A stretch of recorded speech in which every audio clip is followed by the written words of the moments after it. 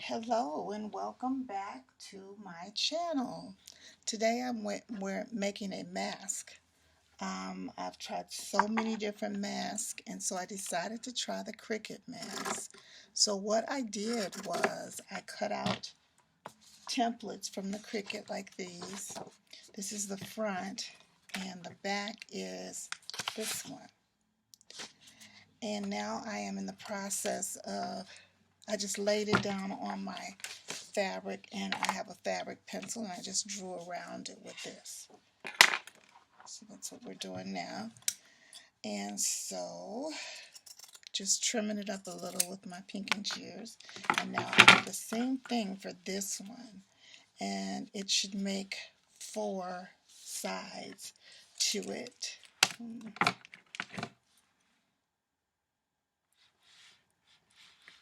And so I just trace it like this. And then here, up to, it's kind of hard to write or draw on fabric, but just as long as you get the main areas that you need to cut out, that should work for you. And then I'm going to pink these up.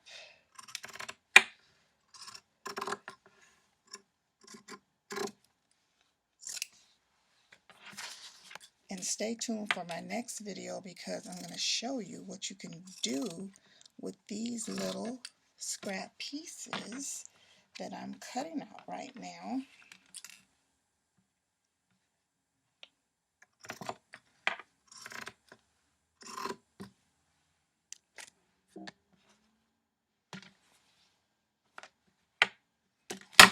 Say excuse me while I cut.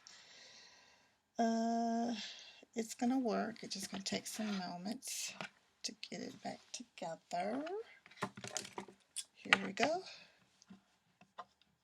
This fabric is a little more flimsy than I thought it was, but it's perfect for a fabric to be up against the face. It's a softer cotton fabric, and I like it a lot. It's very flimsy, kind of. And so what I'm going to do is go to the machine, and I'm going to stitch straight down the curve in a 3/8 seam and straight down this curve. Okay? And then I will be right back after I've done both curves to show you what to do next. Okay, so now we're back, and I sewed straight down that seam, opened it, and I pressed it a little in the middle. I usually press one seam to one side and the other to another side, so that when you put them together, it'll reduce the bulk in the actual seam. So I'm going to put them together. The shorter side I'm going to start sewing first. So I will pin all of these down together until I get to the very end of this inside fabric, which is the lining, and I'm going to turn it over 3/4 in order to finish that seam. And I'm going to do the same thing on the other side. And I'm going to go to the machine, and I'm going to come back as soon as I finish. But you kind of get the gist of it. It's pinning all the way down to the end, folding over at the very end of the inside fabric. Okay, be right back. Okay, so now I have sewn all the way down to the end, turned it over a little bit, and all the way around to the other end. And now I'm going to clip the curve. This allows it to turn, and you can flatten it when you open it on the outside. So I'm clipping the curves. Careful not to clip the actual seam. And then I'm going to go to this bottom piece, and I'm going to put the fabric seams together on the bottom and the top, and pin it right at the seams with one seam facing left and the other one facing right. Preferably, if you turn this one up here to the left, turn the bottom to the left. They need to be the same way. Then I'm going to again turn under 3/8 of the seam of a fold, and the bottom goes together pretty easy, no problemo. We'll be right back with that seam completed. Thank you. And now I've pressed along the fold, and I've pressed the 2 seams here over. Now I'm going to gently tuck this inside of the pocket area, just leaving 3/4 of an inch. I mean a 1/4 of an inch to put your elastic in. A little over a 1/4. Like this.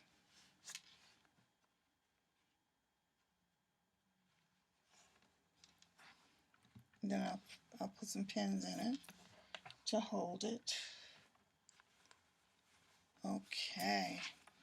Now for the other side, same thing. I'm going to fold it over and slip it into the pocket along the seams like this, making sure that I put enough in there to hide the edges and leave about a little over a 1/4 of an inch to stitch straight down. We'll pin this and we'll go to the sewing machine and stitch 1 stitch along that folded piece, not catching this in, but just right above before you get to the fold. Okay, I'll be right back. Okay, so now I have pressed down the folded edge just before you get to the other fold of the fabric. You still have your pocket here. And now we're going to add elastic. Generally, I cut about 6.5 to 7 inches of elastic. We're going to do 7 here. Oh, something's wrong with my elastic right there. We got to cut that out. Okay, let's try it again.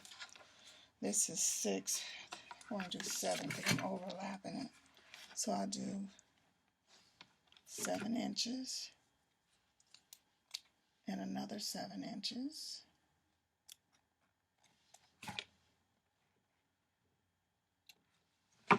And I'm going to use a tool here. This is for drawing something through a casing. A casing is what we just made here. We folded the fabric over and sewed it and left room on both ends. So I'm going to insert this all the way through, and then I'm going to latch this on because it's like a latch hook, and pull it all the way through the casing. It goes easier than this. It's just because I'm on camera that decided to go wrong. See? So instead of, people usually use a safety pin to do this, I have used that little rod. Then I'm going to overlap them about a 1/4 of an inch and put a pin there. And then I'm going to do the same thing to this side. Yeah. Again, we're going to put it through, catch the piece, bring it through, and voila. And I'm going to stitch these 2 ends, just kind of tack them really over and over again, run the sewing machine over and over several times. I go back and forth, and that keeps it together. You take your pin out, and then I'll show you what to do afterwards. And make sure you clip your thread. Sometimes that makes a difference in a well-sewn project or not. Okay, be right back. Okay, we're back.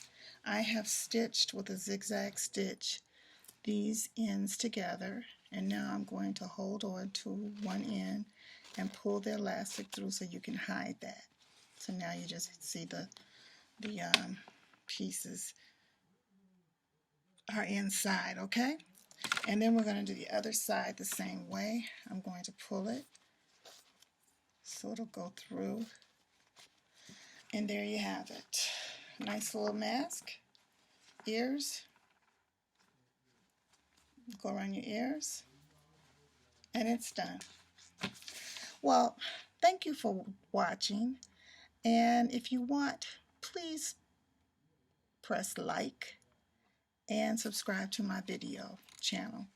Thank you, and I'll see you next time with the video on how to use up these little scraps if you want. Okay, bye-bye.